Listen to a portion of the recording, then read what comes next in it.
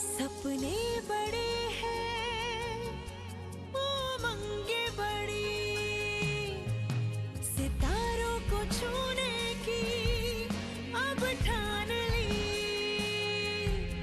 कोई बादल मुझे हाथ दे दे जरा, ये उड़ान।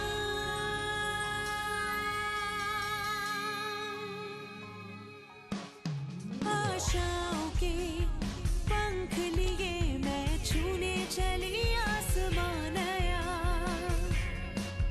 जो दिल में है वो पाना है, जो सोचा वो कर दिखाना है।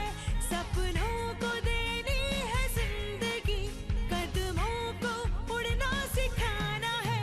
ये उड़ान है मेरी, ये पहचान है मेरी, ये पहचान है मेरी, ये पहचान है मेरी।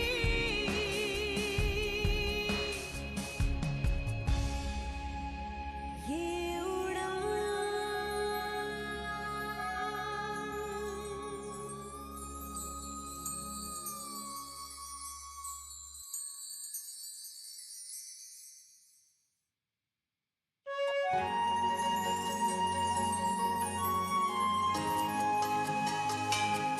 हेलो बच्चों, मैं हूं सुनिधि चौहान, आपकी सहेली और एक सिंगर भी।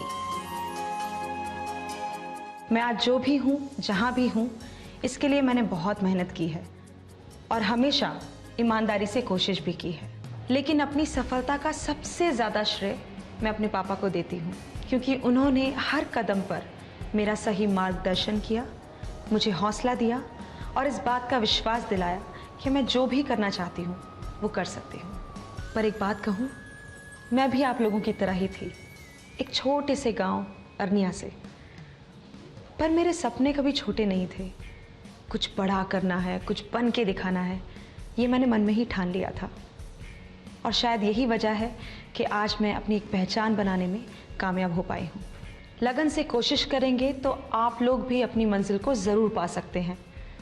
सफल होने के लिए अपने आप पर विश्वास करना सीखिए। आत्मविश्वास बहुत ज़रूरी चीज़ है और अगर आप अपने पूरे व्यक्तित्व पर अच्छे से ध्यान देंगे और उसे निखारने की कोशिश करेंगे तो आपका आत्मविश्वास और भी बढ़ेगा।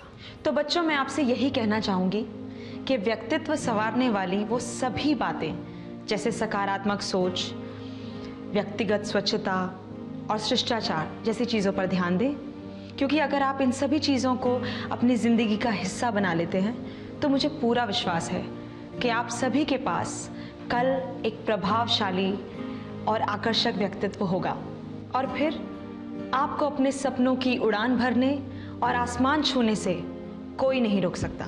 बच्चों, अब जो फिल्म आप देखने जा रहे हैं उसमें व्यक्तित्व विकास से जुड़ी हुई बहुत ज़रूरी बातें बताई गई हैं। इस फिल्म को ध्यान से देखिए और इसमें वो सारी अच्छी बातें, अच्छी आदतें अपनी ज़िंदगी में उतारने की कोशिश कीजिए।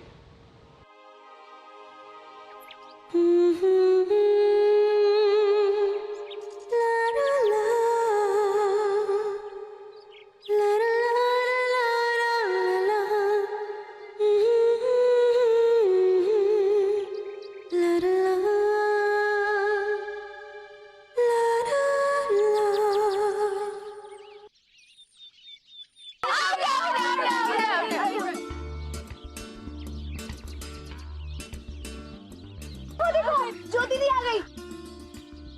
दीदी कैसी हो दीदी? आप? मैं अच्छी हूँ। क्या खेल रहे थे? चलो।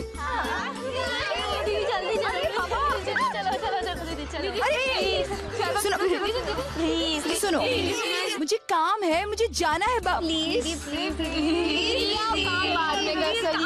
अच्छा ठीक है, ठीक है। आज हम खेलेंगे पर एक नए तरीके से। क्या मतलब? मतलब ये कि आज हम इस खेल को कुछ महत्वपूर्ण बातें सीखने के लिए खेलेंगे, आत्मविश्वास बढ़ाने के लिए खेलेंगे। कैसे? मैं समझाती हूँ। अनन्या, इधर आओ।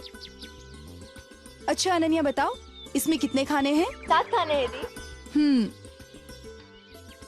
जैसे इस खेल में 7 खाने होते हैं, वैसे ही 7 महत्वपूर्ण आदतें होती हैं, जिन्हें रोजमर्रा की जिंदगी में अपनाने और आत्मसात करने से हमारे व्यक्तित्व का संपूर्ण विकास होता है, जिससे हमारी एक खास पहचान बनती है। तो बच्चों, ये आदतें हमारे पर बनकर हमें अपने सपनों की तरफ आगे बढ़ने की शक्ति देती है और आत्मविश्वास बढ़ाती है। नहीं समझ आया? आओ मैं समझाती हूँ।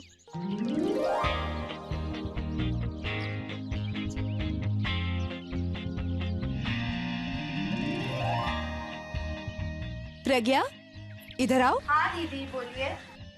तुम इनमें से किस आदत के बारे में जानना चाहती हो?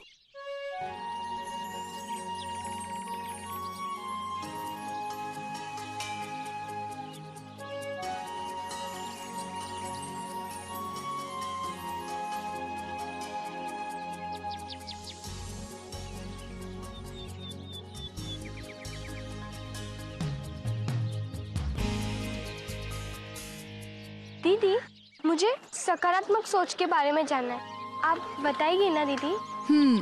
ठीक है। जिंदगी के प्रति सकारात्मक नजरिया और रवैया अपनाने से आपके व्यक्तित्व में एक खास आकर्षण पैदा होता है, जिससे लोग आपकी तरफ बहुत जल्दी आकर्षित होते हैं और आसानी से प्रभावित भी हो जाते हैं।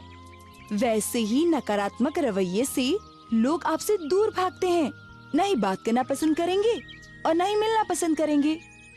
तो बच्चों, सकारात्मक नजरिया और रवैये के विकास के लिए हमें कुछ छोटी छोटी बातों पर ध्यान देना होगा। जैसे पहली बात, अपनी काबिलियत और अपने हुनर को पहचानें। दी, काबिलियत में क्या क्या आता है? काबिलियत में जैसे आप में से कई बच्चियां होंगी जिसको अच्छा नाचना आता होगा, अच्छा गाना गाना आता होगा और जो अच्छी चित्रकार भी होंगी। ये काबिलियत है और कोशिश करें इसे पहचानें, और कोशिश करने में कभी कमी नहीं आनी चाहिए। और दूसरी बात, कभी खुद की तुलना दूसरों के साथ ना करें, ऐसा करने से नकारात्मक भावनाएं बढ़ती हैं। और तीसरी बात, कभी भी किसी भी बात की शुरुआत पूरे आत्मविश्वास के साथ करनी चाहिए। एक और चीज जो मैं आपको ध्यान दिलाना चाहती हूँ, और वो ये, किसी को कोसने या किसी की शिकायत की आदतों से बचे। ऐसे कमजोर लोगों के लक्षण होते हैं, समझे? चलो एक काम करती हूँ, सौम्या जाओ मेरा बैग तो लेकर आओ।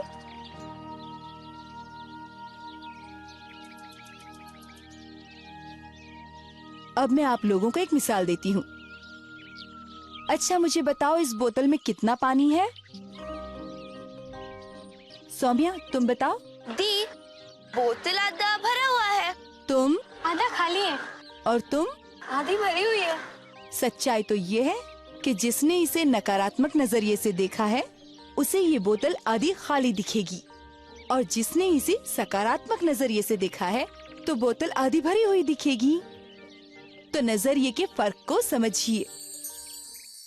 जब छोटी थी तो बहुत बड़े बड़े शोज़ में जहाँ बहुत सारे लोग आते थे, थोड़ा नर्वस हो जाती थी कभी कभी, और कभी ऐसा भी होता था कि गला खराब होता था।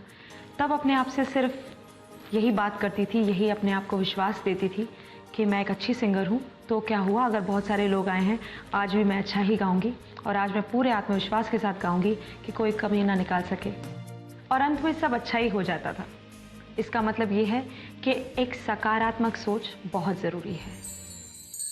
अनन्या, अब तुम मुझे बताओगी कि तुम्हें किस विषय के बारे में जानना है?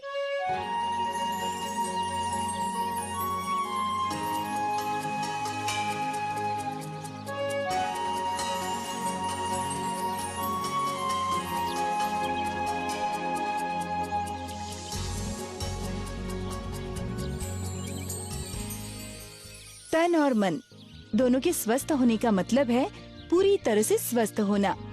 इससे शारीरिक और मानसिक योग्यताओं का पूरा विकास होता है और आप हमेशा चुस्त, तरोताजा, आत्मविश्वास से भरपूर रहती हैं और आपके अंदर एक खास आकर्षण पैदा हो जाता है जिससे कोई भी आपको नजरअंदाज नहीं कर सकता। तो इसलिए स्वस्थ रहने के लिए कुछ बातों को अपने दैनिक जीवन का हिस्सा बना लेना चाहिए। जैसे पहली बात, खाने की बात करें, कुछ भी खाने की बजाय समय पर पौष्टिक खाना खाना चाहिए। और दूसरी बात, अच्छा खाना खाना ही काफी नहीं होता, उसके लिए नियमित रूप से व्यायाम करना चाहिए। और तीसरी बात, ध्यान लगाना चाहिए। इससे हमारा मानसिक स्वास्थ्य सही रहता है और एकाग्रता और याददाश्त भी बढ़ती है। तन मन को स्वस्थ रखने के साथ साथ अभी और भी बातें हैं जिन्हें हमें खेल खेल में सीखनी है। तो तैयार हैं आप सब? प्रिया, आगे आओ। अच्छा, मुझे बताओ, तुम्हें किसके बारे में जानना है?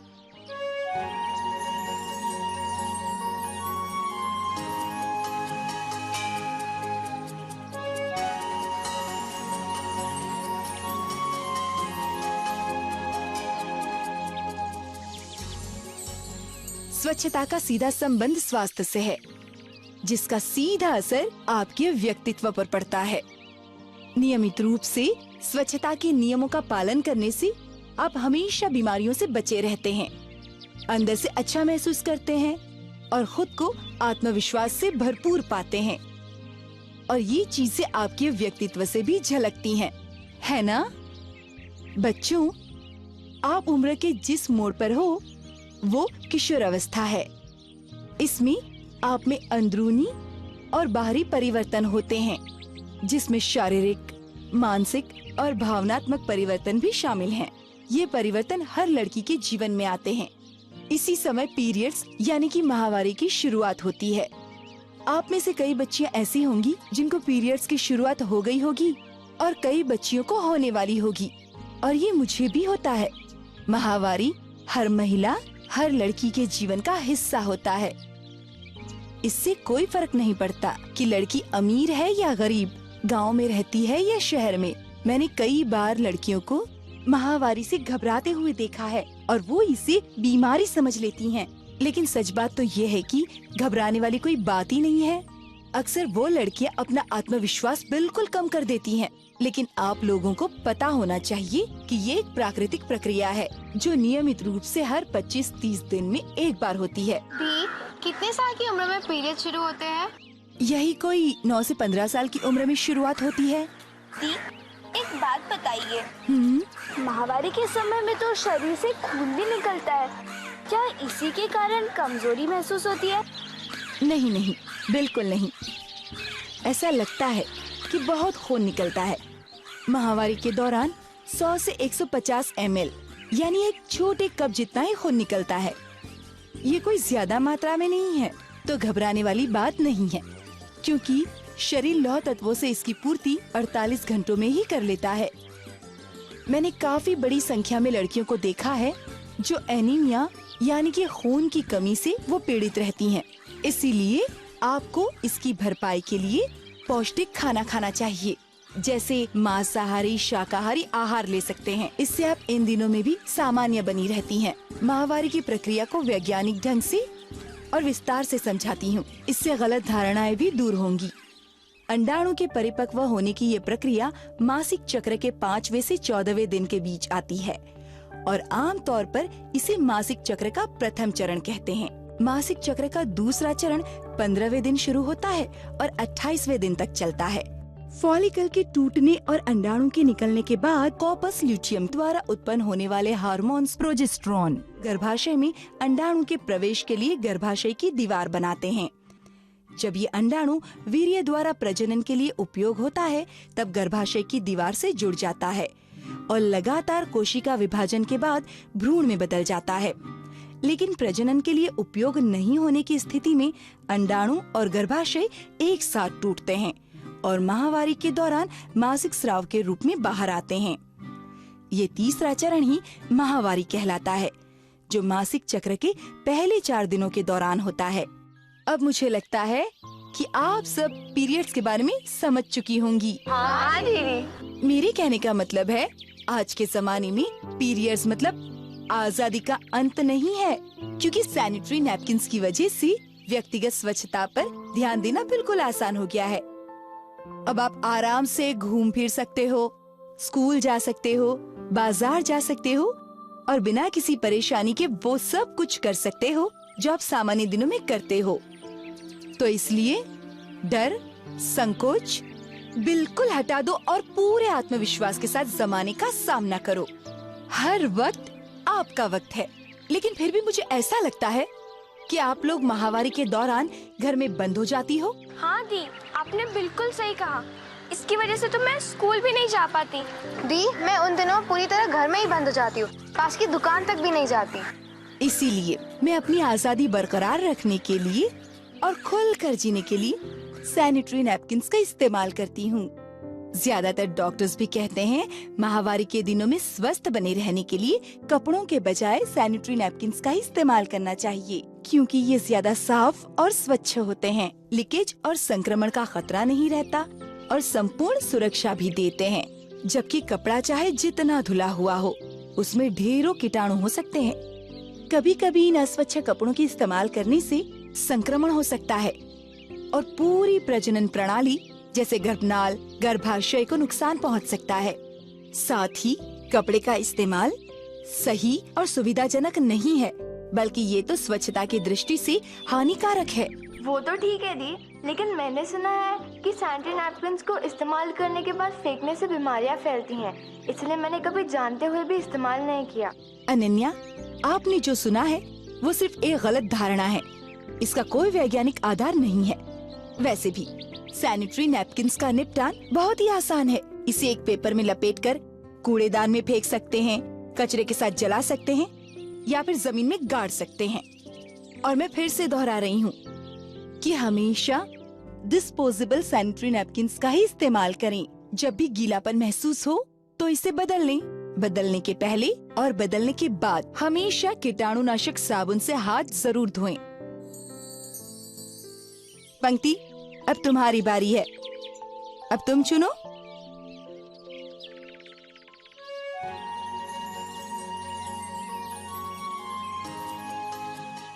बातचीत में निपुण होना व्यक्तित्व के मजबूत पहलुओं में से एक है।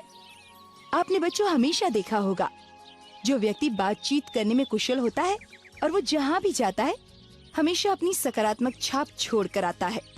और जिन व्यक्तियों के बीच में रहता है वहाँ वो लोकप्रिय बन जाता है और अपनी एक खास जगह बना लेता है। बातचीत की कला आपको लोगों के बीच में लोकप्रिय बनाती है और साथ ही व्यवहारिक दुनिया में भी सफल होने के लिए मदद करती है। तो बच्चों, आज से ठान लीजिए कि प्रभावशाली ढंग से ही बात करनी है। इसके लिए हमें कुछ छोटी छोटी बातों पर ध्यान देना होगा, जैसे बातचीत हमेशा मुस्कुराकर करनी चाहिए। बातचीत करते समय चेहरे पर डर, संकोच, शर्म के भाव आने नहीं देने चाहिए। लेकिन दी, मुझे नए लोगों से बात करने में बहुत घबराहट होती है। इसके लिए खुद से कभी कभी आईने के सामने खड़े होकर बात करनी चाहिए, जिससे आत्मविश्वास बढ़ेगा और डर, झिझक और घबराहट जैसी भावनाएं खत्म हो जाएंगी। इसके अलावा ध्यान रखने वाली एक सबसे महत्वपूर्ण चीज है बॉडी लैंग्वेज। बात करते वक्त जरूरत के मुताबिक शारीरिक मुद्राओं यानी बॉडी लैंग्वेज का प्रयोग करने से आपकी बातचीत में जान आ जाती है। बातचीत के दौरान शब्दों के साथ साथ विभिन्न अंगों जैसे आँख, कंधा और हाथ का प्रभावशाली ढंग से हम इस्तेमाल कर सकते हैं, जैसे हाँ और ना। जब मम्मी हमसे कुछ बात करती हैं और आप जब मना करते हो तो कैसे करते हो? मैं नहीं आ रही, और हाँ को मैं करूँगी। दी, आजकल तो लोग अंग्रेजी का प्रयोग करते हैं, लेकिन मुझे अंग्रेजी ठीक से बोलनी आती भी नहीं। इसके लिए क्या करें? मैं आपसे ये कहना चाहती हूँ कि अगर अच्छी अंग्रेजी नहीं आती है तो इसका मतलब ये नहीं कि आप में प्रतिभा, काबिलियत या हुनर की कमी है, कि आप जिंदगी में सफल नहीं हो सकती, कि आप सपनों की ऊंची उड़ान नहीं भर सकती। अंग्रेजी के बिना आप वो सब कुछ कर सकती हो जो आप करना चाहती हो। वास्तव में निराश होने वाली कोई बात ही नहीं है। और भाषाओं की तरह अंग्रेजी भी एक भाषा है जिसे सीखना पहाड़ पे चढ़ने जैसा मुश्किल काम नहीं। अगर आप कोशिश करो तो अंग्रेजी सीखना बहुत ही आसान है। अंग्रेजी अखबार पढ़ने और समाचार देखने से बहुत जल्दी आती है। विश्वास कीजिए, आप बोल सकते हो। जब भी मौका मिले पूरे आत्मविश्वास के साथ बोलो। हंसने या मजाक उड़ाने वालों की परवाह नहीं करनी चाहिए। अकेले में या लोगों के साथ बोलने का अभ्यास करना चाहिए। गाने की कला तो मैं बचपन से ही सीख रही थी, लेकिन बातचीत की कला का मुझे अंदाज़ा थोड़ा कम था। और जब मैं मुंबई आई और मेरा काम बढ़ने लगा, मैं बहुत गाने गाने लगी, तब मुझे ये एहसास हुआ कि मीडिया से बात करने के लिए या लोगों से बात करने के लिए बातचीत की कला का होना बहुत ज़रूरी है। तो मैंने उस पहलू पर भी बहुत ध्यान दिया, अपने आप को संवारा, और आज उसका फ़ायदा मुझे ये हुआ है कि ना ही अपने देश में बल्कि विदेश में भी मैं तरह तरह के लोगों से बहुत आसानी से बात कर पाती हूँ। क्यों मजा आ रहा है ना सबको खेलते कूदते सब बातें सीखने में। बहुत मजा आ रहा है। अब कौन खेलने आएगा? दीदी मैं खेलूंगी।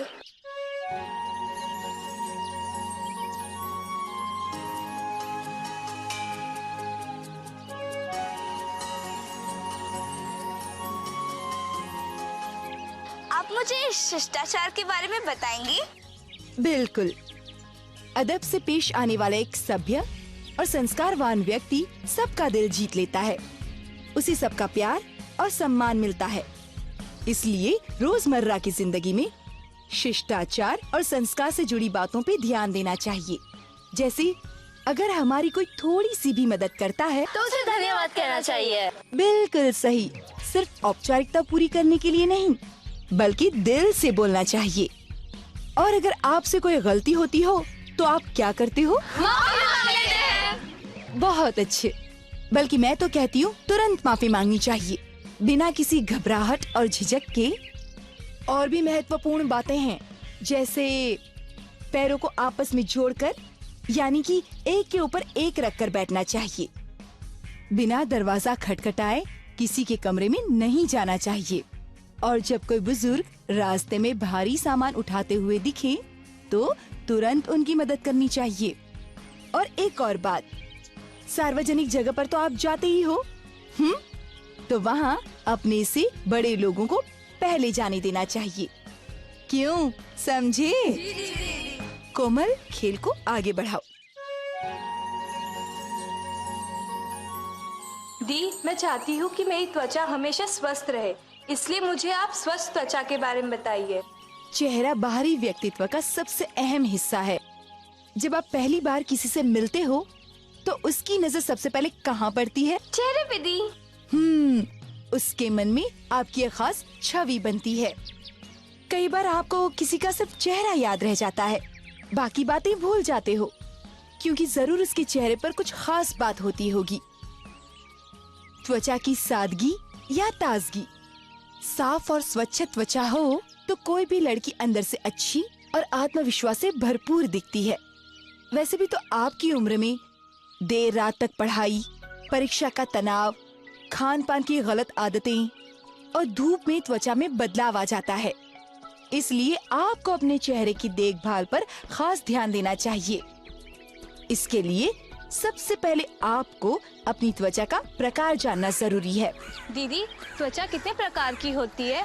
त्वचा मुख्य रूप से 3 प्रकार की होती है। पहली होती है ऑयली, यानी कि तैलीय त्वचा। इसमें अतिरिक्त तैलीय तत्व उत्पन्न होते हैं जो त्वचा की सतह पर जमकर इसे तैलीय बनाते हैं। तैलीय त्वचा पर धूल, मिट्टी, राख आसानी से चिपकते हैं। प्रज्ञा, इधर आओ। हाँ दीदी। देखो, प्रज्ञा की त्वचा कितनी तैलीय है।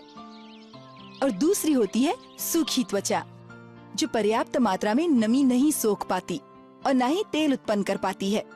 इसीलिए इसकी सतह सूखी होती है, जो अक्सर सर्दियों में फटती है। दी, मेरी त्वचा अक्सर फटती है।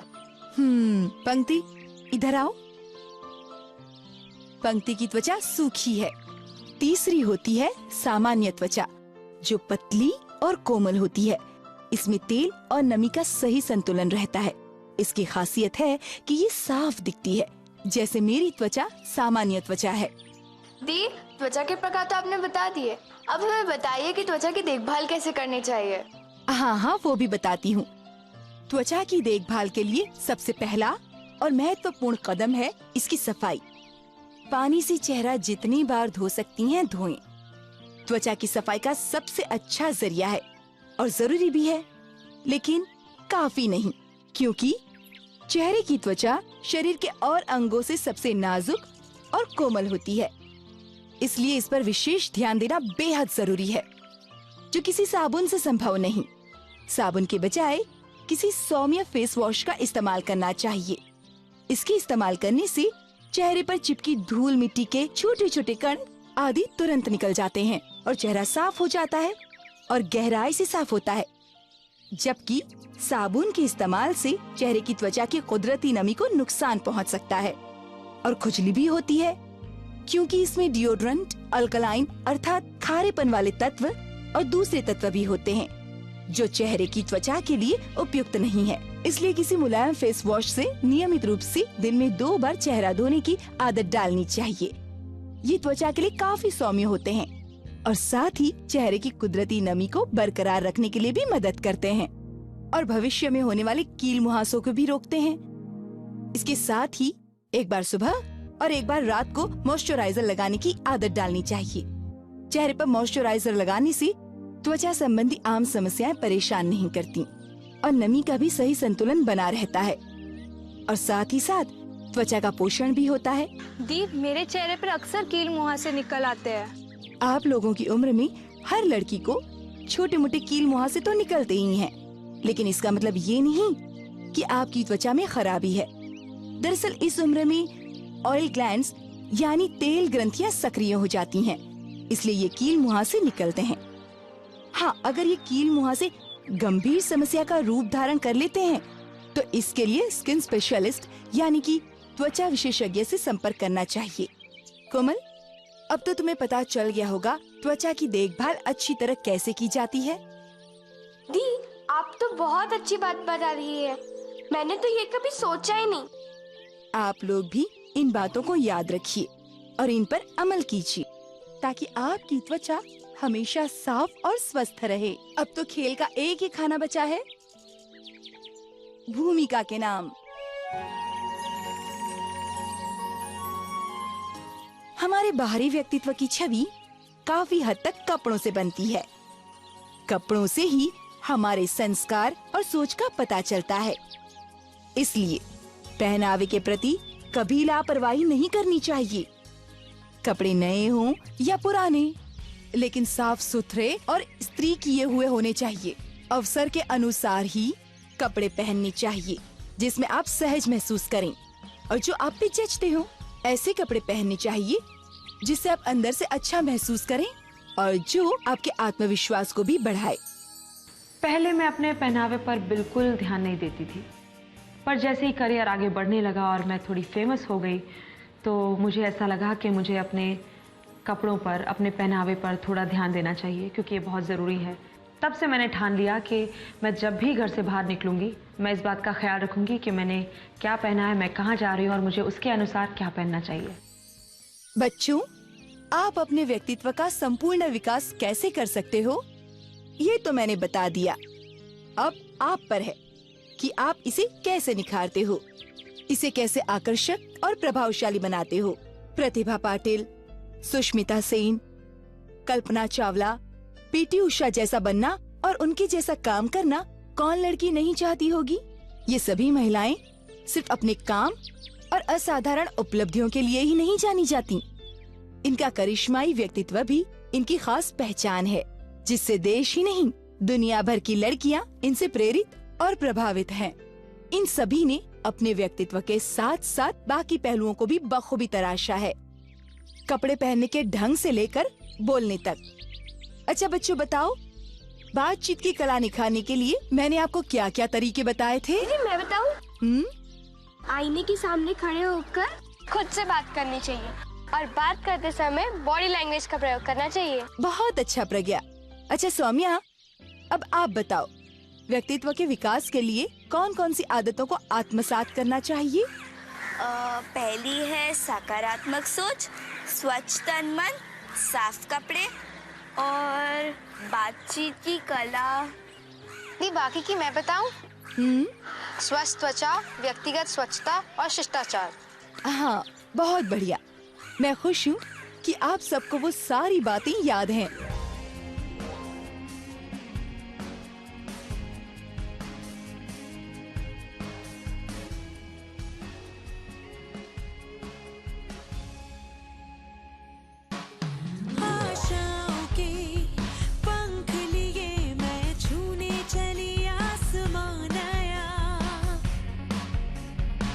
बच्चों, फिल्म तो आपने देख ली।